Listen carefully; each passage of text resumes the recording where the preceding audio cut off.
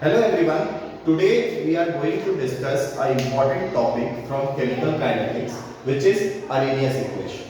So, if we talk about the Arrhenius equation, what it is, it will give you the rate of chemical reaction at a particular temperature.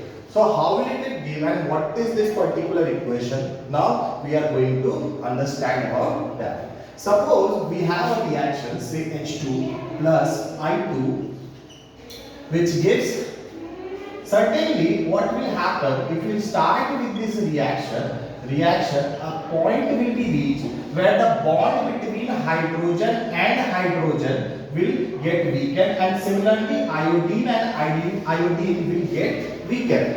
Ultimately they will break and new bond between two HI is formed. This particular region of reaction is known as activated complex or intermediate. It is known as activated complex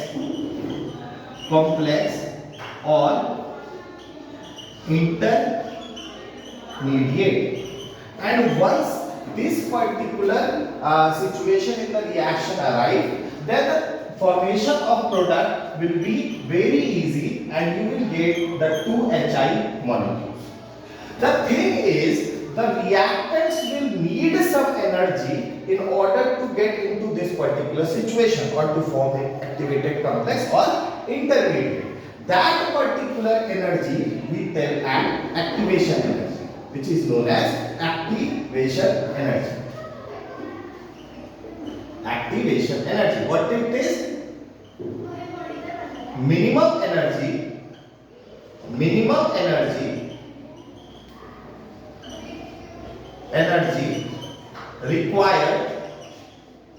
required by reactants to form activated complex. The thing is, this particular reaction you can compare it with the situation where a cart is trying to climb a hill. What will happen, and then it has to go down also. What will happen? Initially, you will have to give some energy to the cart so that it will reach the top of the hill. And in that particular situation, due to the potential energy it has achieved, it will roll down itself. You don't have to put some energy in that particular situation.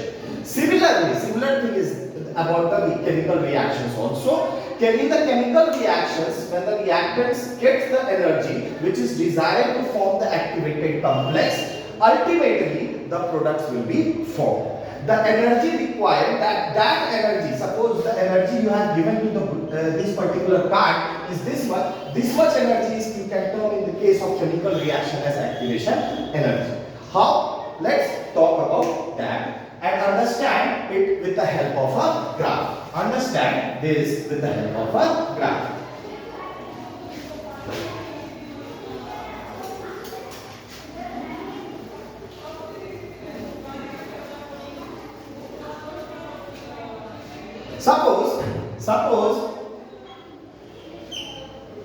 Suppose this y-axis represent the energy and x-axis represent the time. Suppose we have a graph of energy versus time of a reaction like this. This is the point, initial point, you can term it as reactant, and this is the initial point, you can term it as product. Okay, what will happen? This is the energy, initial energy which is already there with the reactants. You have to, and this is the point of activated complex. This is the point where activated complex would be there. So what will happen? Since reactants have this much amount of energy initially, it will require this much amount of energy to form activated complex, and this is known as activation energy. Ultimately, you will come to a situation, this is the energy of products. This is the energy of products. Okay.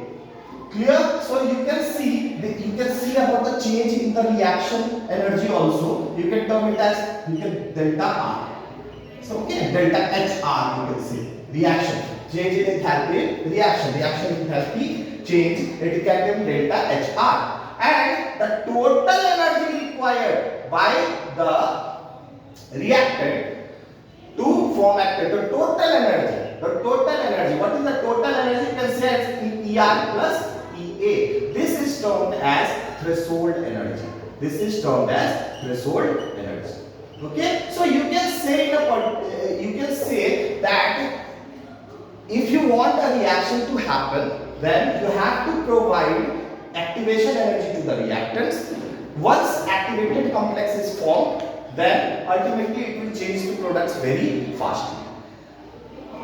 And one thing more,